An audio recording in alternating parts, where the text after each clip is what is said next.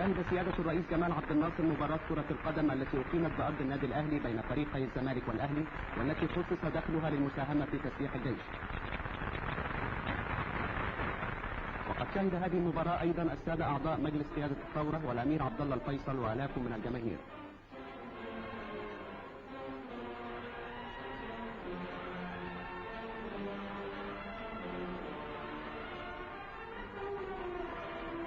وبدأت المباراة بداية طيبة، وتبادل الفريقان الهجمات السريعة، وعمل كل فريق على إحراز نصر سريع، ولكن الدفاع تمكن من صد الهجوم المتوالي على مرمى الفريقين.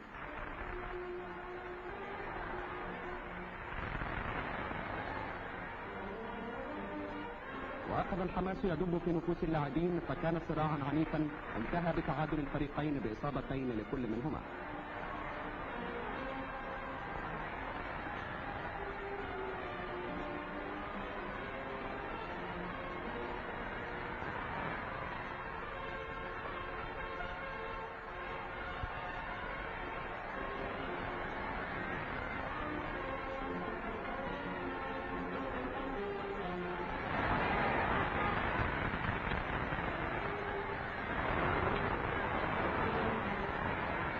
وأقيم لنفس المناسبة مهرجان للسباحة بحمام الجزيرة، اشترك فيه أبطال سلاح الضفادع البشرية بعرض للسباحة تحت الماء وأخطر العمليات الحربية الفدائية.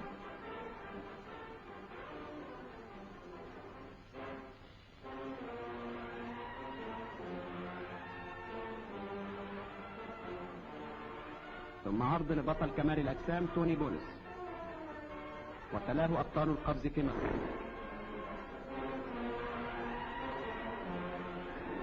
ثم عرض فكاهي من البطل كمال علي عن السباح الغشيم.